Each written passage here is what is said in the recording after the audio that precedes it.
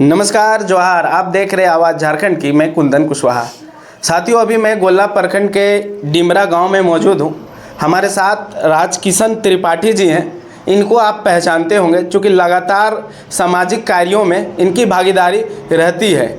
आपने कुछ महीने पूर्व देखा होगा कि वृद्ध लोगों का इन्होंने वनभोज कार्यक्रम करवाया था। आपको बता दें कि ये वृद्ध सेवा समिति के अध्यक्ष हैं और लगातार कई वर्षों से वृद्ध बूढ़े बूढ़ियों का ये वनभोज कार्यक्रम कराते आ रहे हैं। साथ में बूढ़े लोगों के लिए समय समय पर कंबल वितरण जैसे सामाजिक कार्य भी करते हैं। लगातार ये सामाजिक कार्यों में देखे जाते हैं। तो आज हमारे साथ मौजूद हैं। हाल ही में ये भारत किसान मजदूर यूनियन के ये प्रदेश अध्यक्ष बने हैं। तो उससे चलिए इनसे हम लोग बातचीत करते हैं और सारा कुछ जानने का प्रयास करेंगे।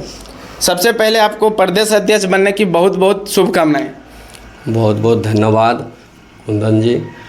और आपके माध्यम से मैं पूरे झारखंड प्रदेश के किसान भाइयों को ये सूचना देना चाहता हूँ कि मुझे भारतीय किसान मोर्चा सिंघानिया ग्रुप के जिनके प्रधान श्री राकेश टिकैत जी हैं, उनका प्रदेश अध्यक्ष झारखंड का बनाया गया है।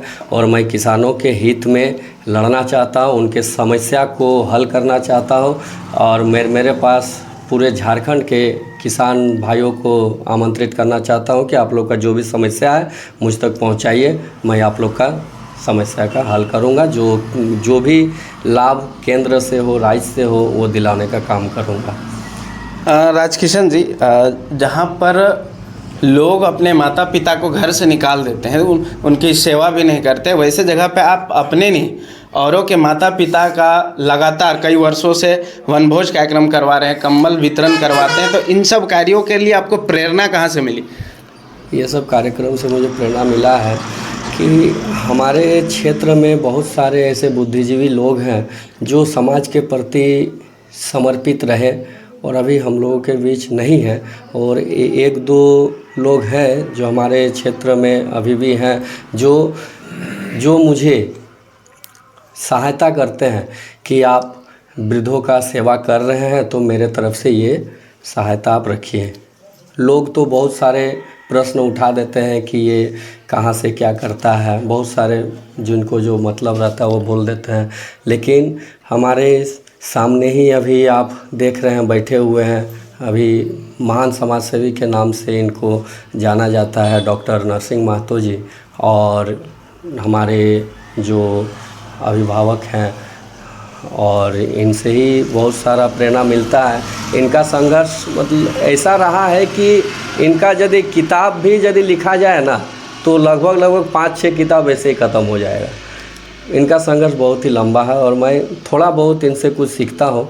और जैसे समाज सेवी है श्री लक्ष्मण महतो, श्री अरविंद प्रजापति, और भी कुछ राजनेतागण हैं जैसे हमारे पीयूष बाबू है, इधर हमारे रेखा दीदी है जो राजनीति से जुड़े हुए हैं, राजनीति से भी जो जुड़े हुए वो भी मेरे साथ सहायता करने के लिए उतरते हैं। और उन लोग के मन में बहुत ही अच्छा सोच है कि मैं जो कर रहा हूँ उसमें थोड़ा बहुत भी पुण्य का भागी वो लोग भी बने, इसीलिए वो लोग मुझे सहायता करते हैं। और मेरा फंडिंग वही है।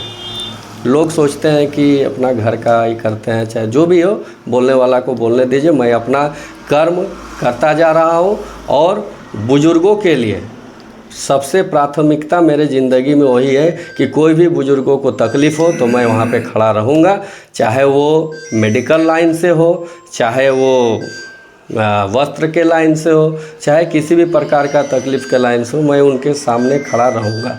और मैं सभी बच्चों से ये भी अनुरोध करना चाहता हूँ कि बुज़ुर्गों को सम्मान दीजिए, क्योंकि बुज़ुर्गों के बाद ही आप आए हैं। माता पिता के बाद ही तो आपका जन्म हुआ है, दादा दादियों के बाद माता पिता का हुआ, माता पिता के बाद आपका हुआ। तो आप अपने जवानी में ऐसा कर्म कीजिए जिसमें आपका माता पिता को, दादा दादी को तकलीफ़ ना हो।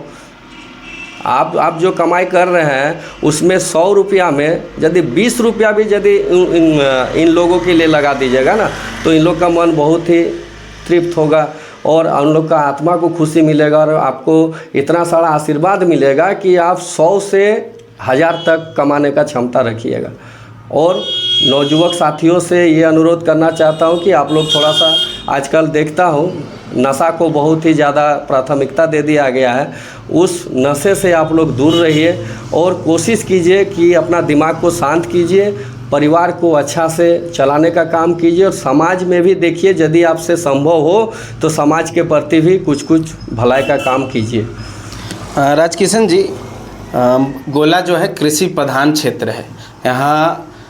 यहाँ पर गोला मार्केट जो डेली मार्केट है, यहाँ पर लगभग हज़ारों की संख्या में जो किसान पहुँचते हैं। कुछ कई वर्षों पहले ही उसका विकास के लिए आप टेंडर निकला था, जो आज तक पूरा नहीं हो पाया। मार्केट अधूरा बनकर है और सबसे दुखद बात है कि इसी क्षेत्र में हमारे जो राज्य के मुखिया हैं हेमंत सोरेन जी का पैतृक आवास है, विधायक भी गोला से हैं इसी क्षेत्र, लेकिन इनके बावजूद उन्होंने इस बात को संज्ञान में नहीं लिया और आज तक किसानों के लिए जो मार्केट डेली मार्केट है वो बनकर रेडी नहीं हो पाया। तो अब क्या कुछ करेंगे, कैसे करेंगे, क्या रणनीति अपनाएंगे कि वो मार्केट जल्द से जल्द बने और किसानों को बेहतर सुविधा मिल सके?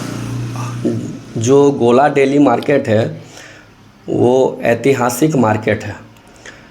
गोला डेली मार्केट का जो सब्जी है, हमारे जो किसान भाई लोग आसपास से लगभग 25-30 किलोमीटर के आसपास में सिर्फ गांव ही भरा हुआ है और सभी गांव के किसान भाई सुबह 3 बजे सभी अपने सब्जियों को लेके गोला मार्केट ही पहुंचता है। वहीं से उनका जीविका है, वहीं से उनका रोज़गार है, वहीं से उनका परिवार चलाने के लिए उपार्जन भी है।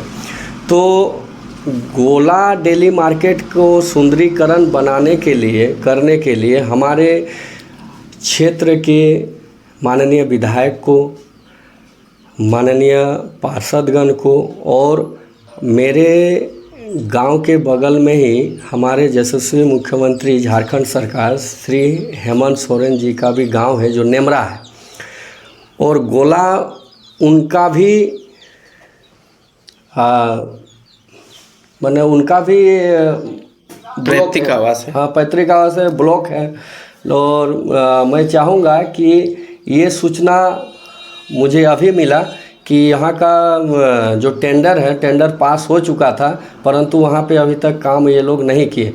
तो मैं पक्ष के हो चाहे विपक्ष के हो, सभी राजनेताओं से अपील करना चाहूँगा कि यदि टेंडर हो चुका है तो सभी लोग मिलकर किसान भाइयों का वो जो सुविधा उपलब्ध करवाया गया सरकार की ओर से, वो वाला जैसे शेड बनाना है, चाहे किसानों का बैठने का चबूतरा बना देना है, और ये जो भी मतलब बाउंड्री का काम है वो सब जल्द से जल्द पूरा करके आप लोग हमारे किसान भाइयों को सुख सुविधा पहुंचाइए। और मैं भी अपने तरफ से कोशिश करूंगा, मैं जल्द ही हमारे माननीय मुख्यमंत्री से मिलने का कोशिश करके इस समस्या को अवगत करवाऊंगा और समस्या का हल करने का कोशिश करूंगा। राजकिशन जी, आज के डेट में अगर कोई भी कंपनी हो जब अपना प्रोडक्ट लॉन्च करती है या प्रोडक्ट बनाती है तो उसकी जो कीमत है कंपनी तय करती है, लेकिन किसान अपने फसल की कीमत को तय नहीं कर पाता है। तो इस पर आप क्या कहेंगे और क्या केंद्र सरकार से आप मांग करेंगे? केंद्र सरकार से मैं यही मांग करूंगा, और जो केंद्र से जो राज्य सरकार को जो मिलता है उन राज्य सरकार से भी मैं यही मांग करूंगा कि केंद्र से किसान भाइयों के लिए जो भी फंडिंग आता है वो 100 का 100% उन लोग को देने का काम करे। और जैसे अभी हाल ही फिलहाल में मैंने देखा धान का एक उचित मूल्य किया गया सरकार की तरफ से, वैसे ही सभी सब्जियों का एक मूल्य सीजन के अनुसार सरकार के द्वारा करना चाहिए और हमारे किसान भाइयों को उचित लाभ मिलना चाहिए। एक रेट जो रहता है, सामान का रेट जैसे होता है, जैसे हम लोग कपड़ा पहनते हैं, कहीं मॉल जाते हैं तो 250 रुपया लिखा रहता है तो 250 रुपया मुझे देना पड़ता है। उसी प्रकार से किसान भाइयों का भी सीजन के अनुसार, जब आलू का सीजन हुआ उस समय एक रेट निर्धारित किया जाए, प्याज का हुआ उस समय एक निर्धारित किया जाए, साग सब्जी जैसे उस समय के एक रेट निर्धारित किया जाए, जिसमें किसान भाइयों को उचित उसका फल मिल पाए, उनका मेहनत का फल मिले। वही मैं केंद्र सरकार से अपील करना चाहता हूँ। हमारे जो क्षेत्र में जो किसान हैं आज भी आधुनिक कृषि से दूर हैं। आज कई ऐसे राज्य हैं, पंजाब ले लीजिए, हरियाणा ले लीजिए, जहाँ पर आधुनिक कृषि की जाती है और करोड़ों में जो है लाभ लिया जा रहा है। तो आधुनिक कृषि से जोड़ने के लिए कुछ कदम आपकी जो कमेटी टीम है वो उठाएगी, आप किस तरह पहल करेंगे? आप लोगों को भी मालूम होगा, जो बुद्धिजीवी लोग हैं उन लोग को भी मालूम होगा कि केंद्र से किसान भाइयों को बहुत सारा लाभ मिलता है, बहुत सारा, जिसमें हर चीज़ मुफ्त रहता है, हर चीज़। जैसे हमारे केसीसी वाला अभी लोन होता है ना, जो किसान लोग लेते हैं, अपना उपार्जन करते हैं, किसी को भरना पड़ जाता है, किसी का माफ़ हो जाता है, उस टाइप का केंद्र से हो चाहे राज्य सरकार से हो, बहुत सारा ऐसा लाभ है जो हमें हमारे झारखंड में भी वो लाभ आता है। परंतु यहाँ का जो ऊपरी स्तर के पदाधिकारी हो चाहे ऊपरी स्तर के राजनेतागण हो, उस लाभ को दबाने का कोशिश करता है, किसानों तक पहुँचने ही नहीं दिया जाता है।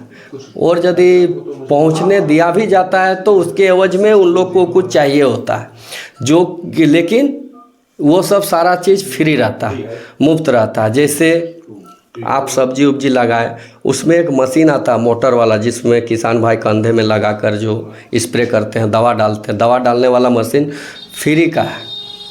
प्रत्येक वर्ष पूरे राज्य सरकार के द्वारा 2500 मशीन वो फ्री देने का काम करता है। परंतु जानकारी के अभाव से, जैसे ट्रैक्टर भी 50% सरकार और 50% किसानों को देना पड़ता है। ट्रैक्टर भी जो हम लोग का हल जोतने का काम आता है।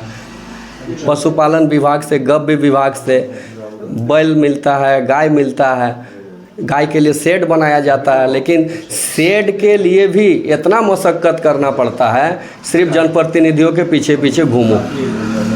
जनप्रतिनिधि घुमाएंगे पीछे पीछे, जो उनके पीछे घूमेंगे उन्हीं का शेड पास हो जाएगा। चाहे मतलब किसी का भी कुछ मतलब काम करवाने का हो, जनप्रतिनिधि के पीछे घूमिए तब जाके आपका काम होगा। लेकिन जनप्रतिनिधि का काम ये नहीं है, जनप्रतिनिधि का काम है कि वो घर घर घूमे। यदि आप सच्चा जनप्रतिनिधि है तो आप घर घर घूम के जनता का समस्या के अवगत होकर आप ऊपर तक उस सूचना को पहुंचाइए और समस्या का हल करने का कोशिश कीजिए। तो ये थे राजकिशन त्रिपाठी जी, जो लगातार सामाजिक कार्यों में संलिप्त रहते हैं और लगातार वृद्ध लोगों की सेवा में तत्पर है। साथ ही तमाम लोग, हम लोग जहाँ खड़े हैं, एक मेडिकल स्टोर है और यहाँ के लोगों के लिए, स्थानीय लोगों को सुविधा देने के लिए, ताकि मेडिसिन के लिए या कोई भी बीमार पड़े तो इनको ज़्यादा दूर ना जाना पड़े और तुरंत उनको इलाज मिले, इसके लिए एक मेडिकल स्टोर भी खोल के रखा है। और तमाम जो सामाजिक कार्य है उसमें ये लगातार दिन रात मेहनत कर रहे हैं। इसी तरह की ग्राउंड रिपोर्टिंग को देखने के लिए हमारे साथ जुड़े रहे। मैं कुंदन कुशवाहा, आप देख रहे हैं आवाज़ झारखंड की।